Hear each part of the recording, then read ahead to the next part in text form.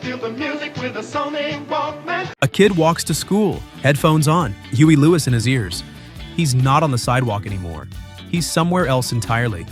The director of his own film, moving through the morning on his own terms, his own soundtrack, his own private universe of one. For the first time in his life, he gets to choose the music. 10 years earlier, that wasn't possible. Music wasn't something you chose in public. It was something that happened to you. The stereo in the living room your parents controlled, the radio in the shop you walked into, the boombox on someone's shoulder telling the whole street what they were listening to, whether the street wanted to know or not. Music was communal, inescapable, never entirely yours, until the Sony Walkman was invented, deliberately, by two men in a Tokyo office who had very different reasons for wanting it. Masaru Ibuka was Sony's co-founder.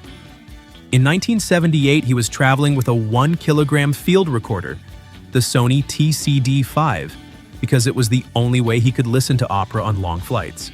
He carried it like luggage. He walked into Akio Morita's office and put it on the desk. That was the pitch. A kilogram of inconvenience placed without a word. Morita had been watching something else. In New York, boomboxes were everywhere. Music blasting from shoulders, from stoops, from open car windows, shared whether you wanted it or not. Morita had noticed something nobody at Sony had yet said out loud. People didn't want to share their music. They wanted it for themselves, private, portable, theirs. Ibuka's frustration and Morita's observation landed in the same room at the same moment. Morita greenlit the project in 4 months. His own engineers told him nobody would buy a tape player with no recording function, a machine that only plays a tape. He told them, "If this sells less than 100,000 units, I'll resign." The engineering team didn't start from scratch. They started with something that already existed. The TCM-100 Pressman, a compact dictation recorder Sony made for journalists. Reliable, well understood, with known production tolerances. A machine they could take apart with confidence. So that's what they did. Out came the recording head, the erase head, the speaker, the entire record circuitry. Everything that made it a recorder, systematically removed until what remained was just the mechanism that moves tape from one reel to another. That transport system then had to be miniaturized further, converted from mono to stereo, engineered to run a full day on 2 AA batteries, and made quiet enough that a pair of foam pads pressed directly against your ears wouldn't expose a single flaw in it. The result was the TPSL-2, a device roughly the size of a paperback book, light enough to clip to a waistband, built to disappear into a life. The challenge wasn't invention, it was subtraction, taking a known system and reducing it to its irreducible core without losing the thing that made it work. In precision engineering, that's almost always the harder problem. But what came out of that process wasn't just a smaller machine, it was a different kind of object entirely. In the 1950s and 60s, a German designer named Dieter Rams had been quietly rewriting the rules of what consumer electronics could look like. Working at Braun, he stripped away everything unnecessary, no decoration, no excess, no detail that didn't earn its place. Clean surfaces, honest materials. A design philosophy built on a single idea: that a well-made object should be so considered, so resolved that it almost disappears. It should fit a human life without demanding attention for itself.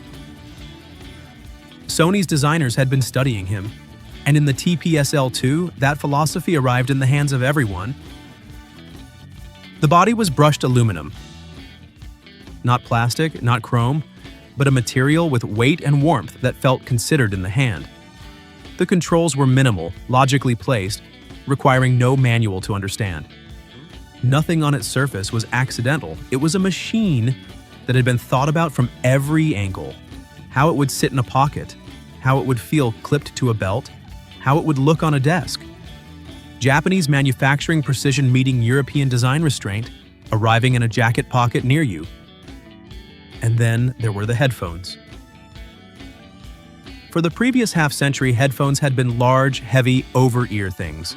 Studio equipment, airline accessories, objects that announced themselves. The MDR 3L2 headphones that shipped with the Walkman were something else. lightweight, compact, foldable enough to slip into a bag without thinking. The foam ear pads sat against the ear rather than around it, thin enough to forget you were wearing them, designed to move with you rather than tolerate being moved. This was industrial design as philosophy. The message of the object before you even pressed play was, this belongs in your life, not in your living room, not on a shelf. In your life, in your pocket, on your head, with you. Nobody had made that argument before, not like this. Not at this scale, this price, and for this many people. The finished object needed a name. And TPSL2, a product code, a string of letters and numbers that described a mechanism rather than an idea, was never going to be it. This wasn't a cassette player, it was something new. It needed a name that moved. What it got was Walkman, and nobody at Sony was happy about it. The name had emerged internally in Japan, its precise origin disputed even within the company, but Morita disliked it immediately. He said it was grammatically wrong, the kind of broken English that would embarrass a global brand. He wanted it changed. By then it was too late. Marketing material had already been printed. Changing it would cost more than keeping it. So Walkman stayed in Japan, while every other market had a different product name. Sony America proposed Disco Jogger. Morita killed it instantly, worried the word disco would push away older buyers. The UK got Stowaway, Australia got Freestyle. Then something unexpected happened. Tourists visiting Japan kept buying Walkmans and taking them home. The Japanese name traveled faster than Sony's carefully managed regional alternatives. It stopped being a brand and became a noun. Within a few years, people were using Walkman generically, the way you say escalator or Hoover or aspirin, without thinking about the company that first made it. By April 1980, Morita stood up at a sales meeting in the United States and declared it over. Walkman, globally, from now on. The name he'd tried to kill had won.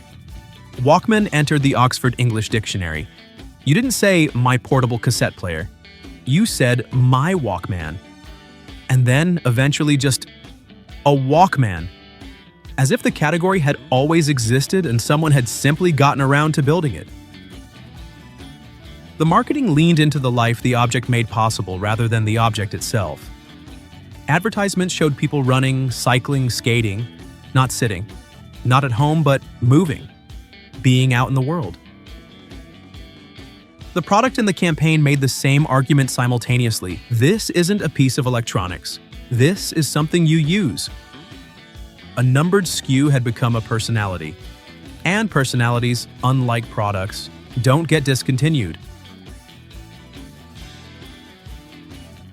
When you finally held the finished TPSL2, it looked simple, deceptively simple, but spend a moment with it and something unusual reveals itself.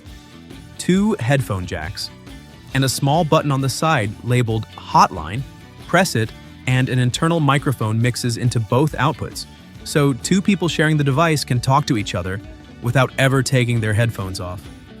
Morita had imagined couples sharing music on a park bench. He imagined the Walkman as something experienced together, an object that connected people rather than separated them. Nobody used the hotline button.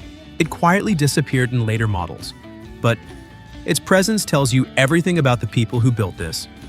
They weren't just engineering a mechanism, they were thinking about how humans would actually use it, what they would feel, what they would want to say to each other while lost in the same song. They thought they were building a shared experience. What they actually built was the opposite. Nobody had anticipated what would happen when an entire generation started disappearing into their own heads in public. Were they being antisocial, or had they simply discovered a new kind of autonomy that the language hadn't caught up with yet? Were they opting out of public life, or had they found something inside it that nobody had ever been able to access before? Writers, academics, etiquette columnists, nobody had a clean answer. Because it was genuinely new. You already knew what it felt like. You just didn't know it was new. By 1984, Hollywood noticed what headphones and a Walkman meant before anyone else did.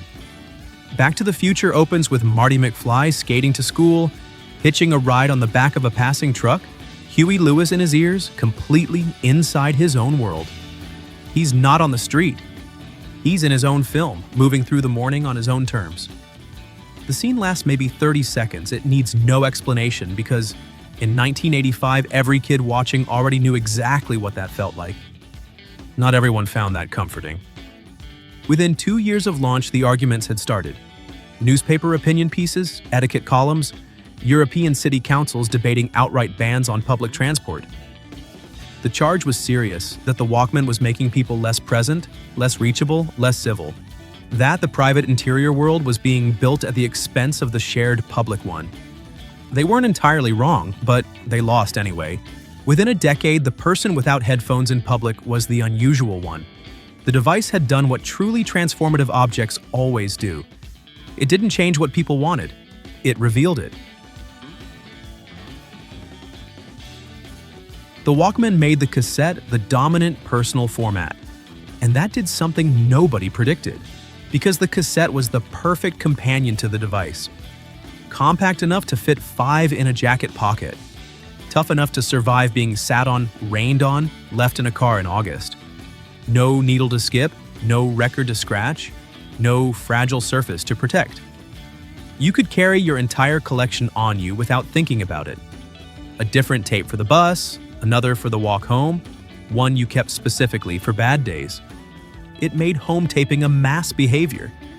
You could record your own sequence, from vinyl, from the radio, from other tapes, and carry it in your pocket. Your music, your order, your identity in 90 minutes of magnetic tape. And then something else happened. You started making them for other people. The mixed tape was born. 90 minutes of songs chosen in a specific order for a specific person. The track listing written by hand on the insert card. The most personal gift you could give someone in 1985 cost 40 pence and 3 hours of your Saturday afternoon. The first song said something, the last song said something else. Everything in between was a conversation you couldn't have out loud. That culture, that specific language of curated songs as a way of saying things you couldn't say directly, none of it exists without the Walkman creating the context for it. The Walkman didn't just change how people listened to music, it changed how people used music to talk to each other.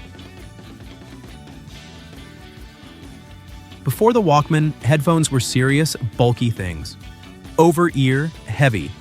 The kind of equipment you sat down to use. Airline headphones that clamped your skull, studio monitors built for a mixing desk, not a morning commute. Wearing them in public would have been absurd. They weren't designed for public. Nothing about them suggested movement or lightness or life. The headphones that shipped with the Walkman were a different proposition entirely. Light enough to forget you were wearing them. Thin enough to fold into a bag without thinking. The foam earpad sat gently against the ear, not around it, not clamping it. Present enough to seal the sound in, light enough to disappear after a few minutes. And they weren't an accessory, they were half the product. The headphone drivers had been tuned to match the Walkman's amplifier circuit exactly. Player and headphones designed as a single match system, each component calibrated to the other. Plug a modern pair into a TPSL2 today and the frequency response shifts. The bass changes. The mid-range changes. The circuit is broken because the circuit was never meant to be separated. Sony understood in 1979 that the listening experience was a complete loop. Player, amplifier, driver, foam pad, ear, and every link in that loop had been designed together. Those foam pads against your ears weren't comfort padding, they were a threshold. Press them to your head and something changed.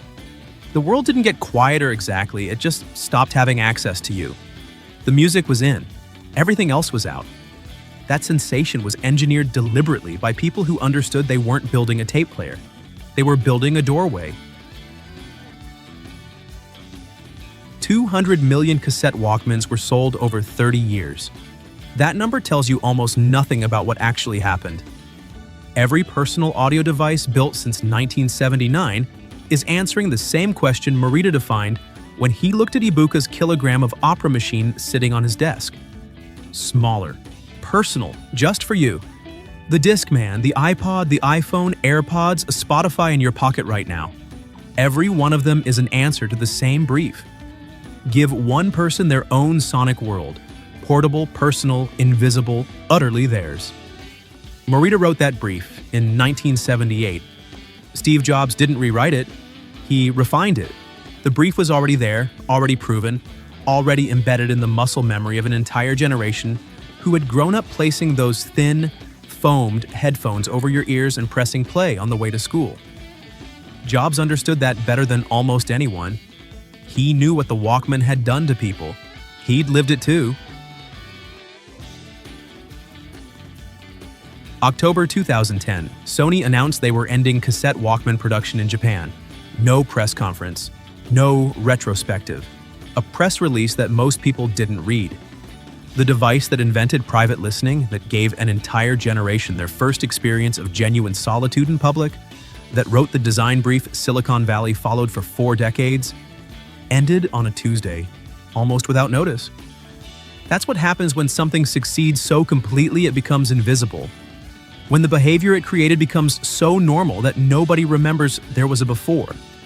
Nobody mourned the Walkman because the Walkman was still everywhere, just wearing different clothes, running different software, made by different people in different factories with different materials. The idea never died, the object did. Something quietly shifted around 2015. Cassette sales in the United States had fallen to around 81,000 units, a rounding error, a footnote. The last few people who had it moved on. But then the numbers started climbing. By 2023, they had reached 436,000. Physical tapes bought deliberately by people who in many cases had never owned one before. People drawn to something they couldn't entirely rationalize. The weight of the thing in their hands, the ritual of choosing a side, the fact that it asked something of you that a streaming service never would. The original TPS-L2 tells the same story in a different currency. $200 to $400 on eBay for a working unit, more for one in exceptional condition. Which is to say, the object Sony stopped making in 2010 is now worth more than almost anything Sony currently produces in consumer audio. The market has quietly delivered its verdict on what was lost. The engineers who built it are mostly gone. The factory is gone. The specific rubber belt compound that held tape speed through years of daily use, the matched headphone drivers tuned to a circuit that no longer exists in production, the particular weight of it in your hand, that precise, considered weight, aluminum and intention, gone. You cannot buy a new TPS-L2 Walkman. You can only find one that survived. And the 200 million they made across 30 years are all there will ever be. A finite number, fixed in 2010 on a Tuesday, in a press release that most people didn't read. The Walkman was not a tape player, it was the first object that gave a person the ability to be genuinely alone in public. Not physically alone, but rather acoustically, emotionally, and privately alone. Present in a space, but unreachable within it. That had never been possible before. Not like that. Not for everyone. Not on a bus, on a lunch break, on a walk home from school with the volume up and the world behind glass. And here's what it left behind. Every earbud pressed in on a crowded train. Every pair of headphones that signals not now to the people around you. Every playlist built for a walk you needed to take alone. That's still the Walkman, still running, just invisible now. You put those foam pads on for the first time and the world went quiet. It turned us into a rather isolated community and we never looked back. Please subscribe to support us and thanks for watching.